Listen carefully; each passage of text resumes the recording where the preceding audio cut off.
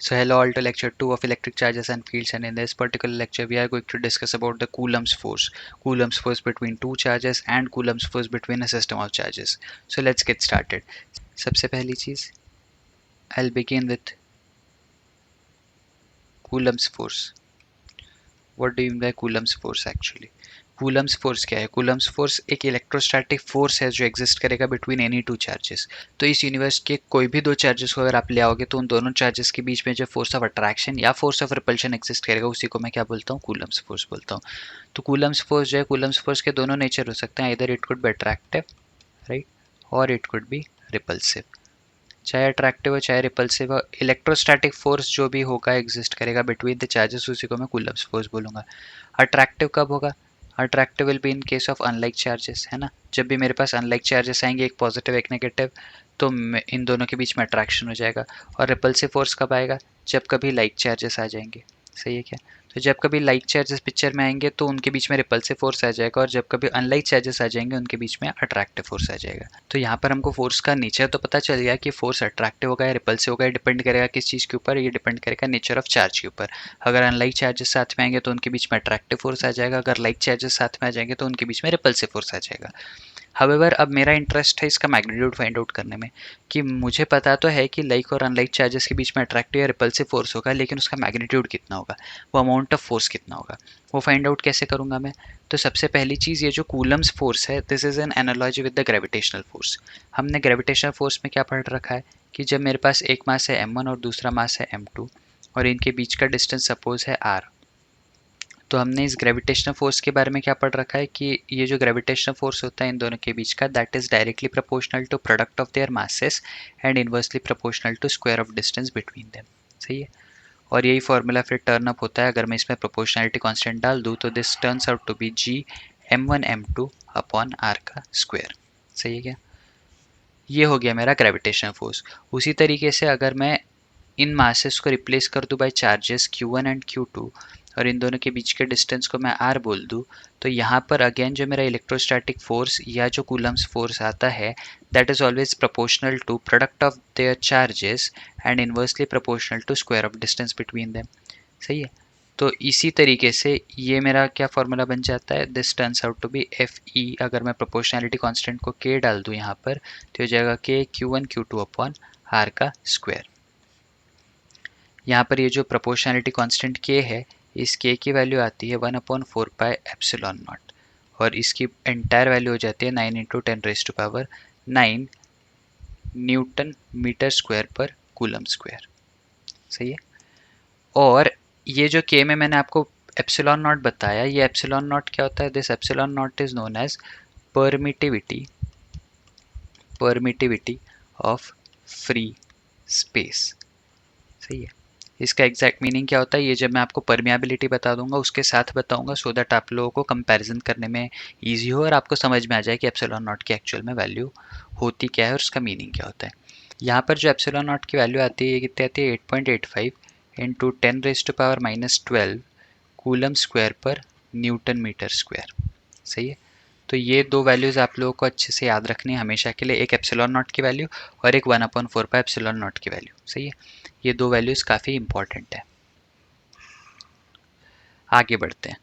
तो मुझे अब नेचर ऑफ फोर्स भी पता है और मुझे उनका मैग्नीट्यूड भी पता है. तो जब कभी मेरे पास दो चार्जेस एग्जिस्ट करेंगे, चार्ज Q1 और चार्ज Q2, तो मुझे उनके बीच का नेचर पता है. अगर दोनों पॉजिटिव या दोनों नेगेटिव है, मतलब दोनों अगर लाइक चार्जेस है, तो उनके बीच में रिपल्शन होने वाला है, और दोनों में से अगर एक पॉजिटिव और एक नेगेटिव है तो उनके बीच में फोर्स ऑफ अट्रैक्शन होने वाला है. सही है. तो मुझे नेचर ऑफ फोर्स तो नेचर ऑफ चार्जेस से पता चल जाएगा, और उसका जो मैग्नीट्यूड है वो मुझे इस फॉर्मूला से पता चल जाएगा कि electrostatic force is equals to 1/4 pi epsilon naught, it's Q1 Q2 upon r का स्क्वायर. सही है ना. तो यहाँ तक ये बात क्लियर हो गई. Now this was actually the scalar form. जहाँ पे मैंने सिर्फ मैग्नीट्यूड की बात की, लेकिन अभी तक मैंने डायरेक्शन से रिलेटेड कोई बात नहीं की है. अब मैं इसको लिखना चाहता हूँ वेक्टर फॉर्म में. तो इसके लिए मैं फिर से एक बार डायग्राम बना लेता हूँ अच्छे से. This is my charge Q1 and this is my charge Q2. अगर मैं Q1 से Q2 के दिशा में एक डायरेक्शन वेक्टर बना लूँ, दैट इज R वेक्टर. क्या बोला मैंने, Q1 से Q2 वेक्टर की तरफ मैंने एक वेक्टर ड्रॉ किया, that is known as R vector. तो magnitude of R vector is of course going to be the distance between the two charges. सही है।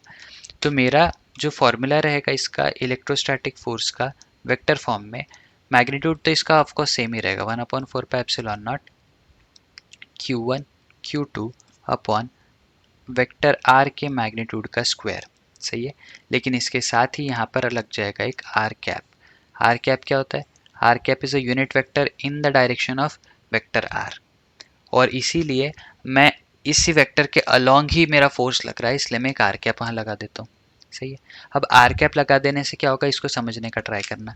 अगर मैं बोल रहा हूँ कि मेरा ये पूरा वैल्यू जो है, ये जो मेरी entire value, if this comes out to be positive, that means कि मेरा आर वेक्टर जो है उसके ही डायरेक्शन में मेरा इलेक्ट्रोस्टैटिक फोर्स लग रहा है। अगर मेरा आर वेक्टर Q1 से Q2 की तरफ है, इसका मतलब जो इस पे फोर्स लगेगा इलेक्ट्रोस्टैटिक फोर्स, वो भी इसी डायरेक्शन में लगेगा। विच मीन्स कि अगर Q1 Q2 दोनों पॉजिटिव चार्जेस है तो रिपल्सिव फोर्स हो जाएगा ये। सही है क्या?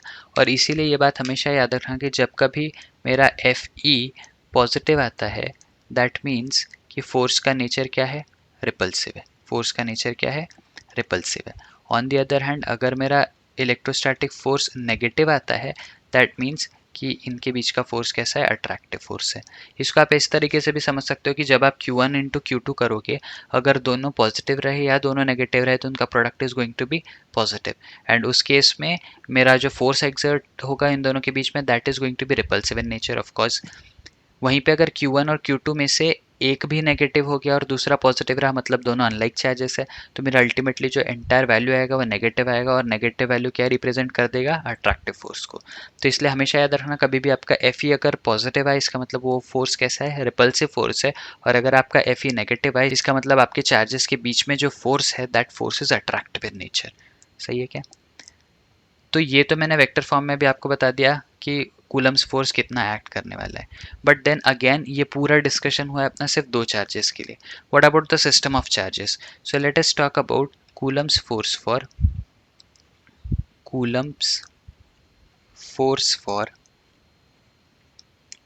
System of charges. Coulomb's force for system of charges, इस चीज़ को थोड़ा ध्यान से समझेंगे। मैं क्या कर रहा हूँ, मैं यहाँ पर एक सिस्टम ऑफ चार्जेस बनाने वाला हूँ, जिसके लिए पहले मैं एक रेफरेंस के लिए एक एक्सिस बना लेता हूँ। ये एक्स एक्सिस है और ये वाई एक्सिस है। ये मैंने क्या किया, मैंने एक कार्टेशियन प्लेन बना लिया।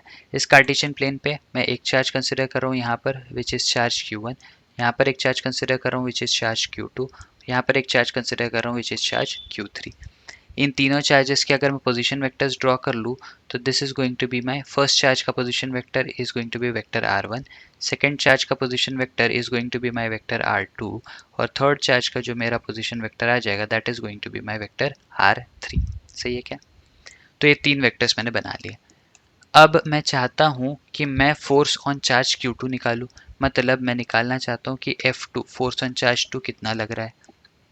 अब ऑफ कोर्स मैं इसको वेक्टर फॉर्म में निकाल रहा हूँ बिकॉज मैं सिस्टम ऑफ चार्जेस की बात कर रहा हूँ, तो मेरा सिर्फ मैग्नीट्यूड से काम नहीं होगा, यहाँ पर मुझे वेक्टर फॉर्म में ही मैग्नीट्यूड और डायरेक्शन सब कुछ मिलना चाहिए। सही है क्या? तो जब मैं फोर्स ऑन चार्ज Q2 की बात कर रहा हूँ, तो Q2 चार्ज पे क्या होगा, Q2 चार्ज पे Q1 चार्ज की वजह से एक रिपल्सिव फोर्स आएगा। सही है क्या? तो ये एक फोर्स जो है ये इस तरीके से इसको रिपेल करेगा, this is going to be force on charge 2 because of charge 1। यहाँ पर Q1 से Q2 डायरेक्शन में जो एक वेक्टर बनेगा उसको मैं बोल रहा हूँ R12, this is vector R12। उसी तरीके से चार्ज Q3 भी Q2 को धक्का देगा, है ना? तो यहाँ पर जो एक वेक्टर बनेगा that is going to be vector R32, मतलब vector from 3 till point 2, and this is going to repel charge Q2 in the direction away, that means this is going to be force on 2 by 3, है ना? यहाँ पर मैंने तीनों charges को positive consider किया है, इसलिए Q1 भी Q2 को धक्का देगा और Q3 भी Q2 को धक्का देगा। इसलिए मैंने उन वेक्टर्स को, जो फोर्सेस मैंने ड्रॉ किया उनको मैंने उसी डायरेक्शन में ड्रॉ किया जिस डायरेक्शन में मैंने वेक्टर्स ड्रॉ किए बिटवीन द टू चार्जेस। सही है। तो अब फोर्स 2-3 और फोर्स 2-1 ये दो फोर्सेस एक्ट कर रहे हैं ऑन चार्ज Q2, इन दोनों का जो रिजल्टेंट होगा वही मेरा एंटायर फोर्स F2 बन जाएगा। सही है। Now before calculating that, first of all I need to know what is r12 and what is r32, है ना. तो वेक्टर 12 को कैसे लिखा जाता है, वेक्टर r12 को कैसे लिखा जाएगा, that can be written as, ये हम लोग ऑलरेडी बेसिक्स ऑफ मैथमेटिक्स में सब लोग पढ़ चुके हैं कि वेक्टर r12 जो है that is always given by position vector of final point minus position vector of initial point. सही है क्या. तो ये हो गई बात किसकी, वेक्टर r12 की. और नेक्स्ट आता है मेरा वेक्टर r32. इसको भी मैं क्या लिखूंगा, फाइनल पॉइंट का position vector minus initial point का पोजीशन वेक्टर. तो ये मेरा इक्वेशन किसका बन गया, r32 का. सही है. अब फोर्स F2 के कैलकुलेशन पे आ जाते हैं एक बार फिर से. पहले मैं निकालता हूँ फोर्स ऑन 2/1. मैं निकाल रहा हूँ क्या, फोर्स ऑन 2/1 वेक्टर फॉर्म में. मैग्नीट्यूड कितना आएगा, 1/4πε0 इंटू Q1 Q2, है ना, ऑफ कोर्स. और यहाँ पर क्या आएगा, वेक्टर R12 का मैग्नीट्यूड. ये वाली बात ध्यान से समझना. क्या बोला मैंने, मैं कैलकुलेट कर रहा था force acting on 2 because of 1, इसलिए मैं सिर्फ 1 और 2 ये दो चार्जेस को कंसिडर करके अभी इक्वेशन लिख रहा हूँ. Q1 और Q2 अगर सिर्फ ये दो चार्जेस है जो अवेलेबल है मेरे पास, तो Q1 और Q2 के बीच में जो रिपल्सिव फोर्स एक्सर्ट का होगा that will be given by 1/4πε0 Q1 into Q2 divided by R12 which is the distance between them. R12 vector जो है उसका मैग्नीट्यूड. सही है क्या. और यहाँ पर मेरा कैप कौन सा लग जाएगा, R12 का कैप लग जाएगा. सही है. बात करते हैं next, that is force on 2/3 की. वापस इसका magnitude is going to be 1/4πε0. Charge क्या क्या आएंगे, चार्ज आ जाएगा Q2 और Q3. और यहाँ पे वेक्टर कौन सा आएगा, वापस से मैं चार्ज 2 और 3 के बीच के डिस्टेंस की बात करूँ तो मुझे लिखना पड़ेगा R32 का मैग्नीट्यूड.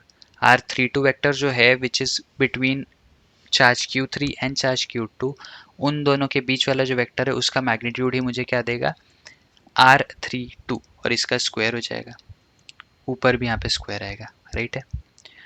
और यहाँ पे पोजीशन वेक्टर कौन सा वाला लग जाएगा, R32 का कैप. सही है. तो ये मैंने दो फोर्सेस लिख लिए, ये मैंने दो फोर्सेस लिख लिए, कौन कौन से, F21 और F23. तो इंडिविजुअली मुझे दोनों की वैल्यूज मिल जाएगी सॉल्व करके. सही है. और अब अल्टीमेटली ये दोनों फोर्सेस का कॉम्बिनेशन, ये दोनों फोर्सेस का रिजल्टेंट यहाँ पे डायग्राम में देखेंगे, F23 और F21 जो दिख रहा है, इन दोनों का जो रिजल्टेंट बनने वाला है वो रिजल्टेंट वेक्टर ही तो मेरा F2 हो जाएगा, है ना, फोर्स एक्टिंग ऑन चार्ज 2. तो मैं यहाँ से क्या लिख सकता हूँ, force acting on charge 2 is going to be vector sum of force acting on 2 because of 1 plus force acting on 2 because of 3. सही है. तो आप ये दोनों इक्वेशंस उठा के जब इसमें पुटअप करोगे, या इन दोनों में की जो वैल्यूज है वो उठा के जब आप इसमें पुटअप करोगे, तो you will be getting force acting on charge 2. तो आज हम लोगों ने क्या क्या डिस्कस किया, इस पर्टिकुलर लेक्चर में हम लोगों ने डिस्कस किया about Coulomb's force. Coulomb's force का नेचर कैसे डिसाइड होगा, depending upon the nature of charge. फिर उसी कूलम्स फोर्स का मैग्नीट्यूड कितना होगा वो हमने देखा, which was in analogy with the gravitational force. फिर हमने उसी फोर्स को वेक्टर फॉर्म में डिफाइन किया, and then same vector form वाला कूलम्स फोर्स जो है वो हमने एक सिस्टम ऑफ चार्ज पे 3 चार्जेस के सिस्टम के ऊपर अप्लाई करके देखा. I hope you must have got this. Please like the video and share it with all your friends who may need it. Please subscribe to the channel to get the updates of my latest uploads. I'll see you again. Be happy, be safe.